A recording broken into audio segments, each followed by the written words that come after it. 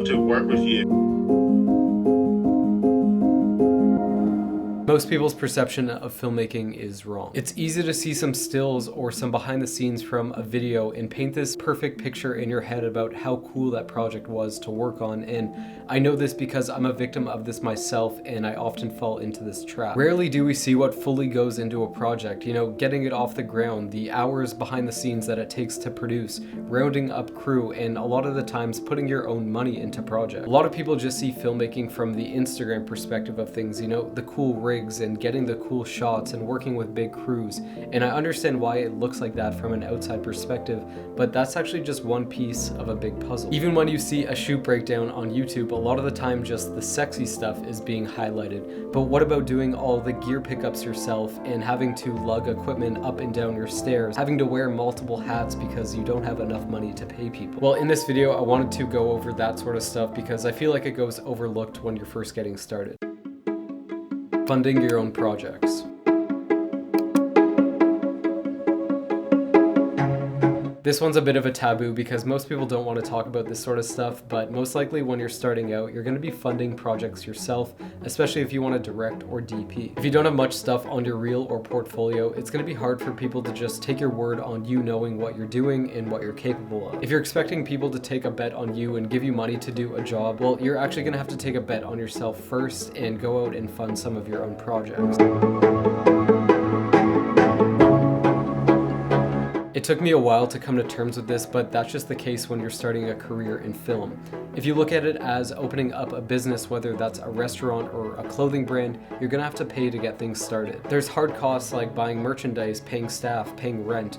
You're really taking a bet on yourself before you've even made any money. It's the same thing with working in film. You have to build your portfolio to get started, which means going out to shoot projects and showing people what you're capable of. Set aside a budget for yourself and say, with this amount of money, I'm gonna create a project with it. It's up to you what you put that money toward, whether it's a nice camera package, a nice set of lenses, production design, talent, location. It's really up to you what you think will add production value. A lot of the time it's also pulling favors for these passion projects. If you know somebody with a cool location or a cool car, try to write your creative around those. I also suggest trying to find like-minded people that are in similar stages in their careers. Reach out to up-and-coming directors, production designers, or DPs, because most likely they're going to need stuff for their portfolios as well and will be down to hop onto your projects. You should start off small with these passion projects. Maybe just do one location so there isn't a ton of moving pieces. For me, I just did a simple tabletop project and there was only 2 other people involved. Work with what you have and don't be afraid to take a bet on yourself.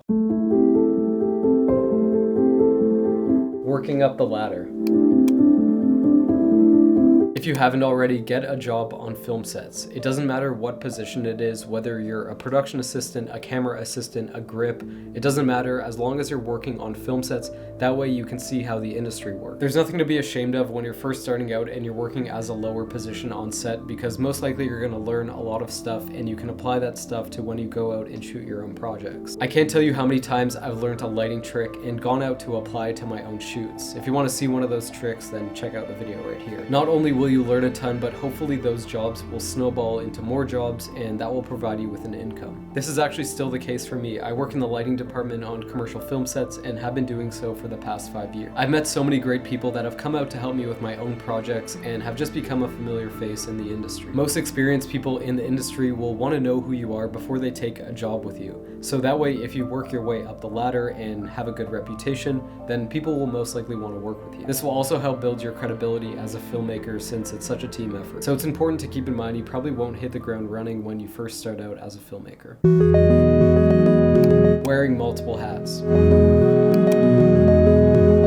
When creating your own projects, you're most likely going to have to get scrappy with things and have to do multiple jobs. If you want to shoot your own projects, you're most likely going to be producing them yourself. If you take my Depop project for example, yeah, it's easy to see some cool frames on Instagram, but there's actually a ton of work that went into that behind the scenes. Same thing with the Amber project. Like, there was so many things that weren't shown in that video, like doing all the gear pickups myself and doing the pre-light the night before. Most people don't see that part with projects. You don't have a specific person to go and do your gear pickups and all those mundane things. It's most likely going to be you when you're doing your projects. The in-between moments.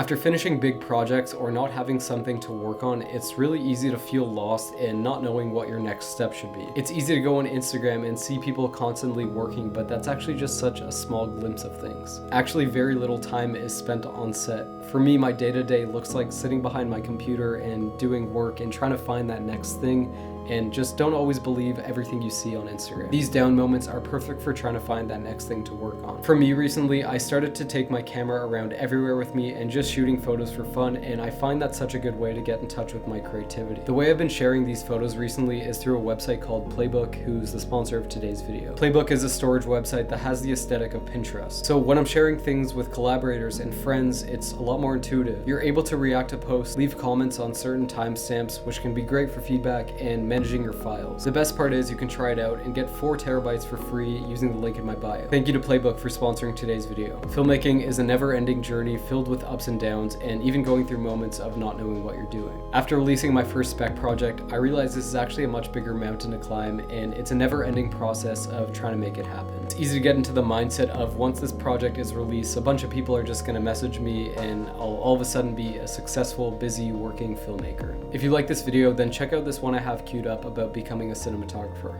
Thanks for watching.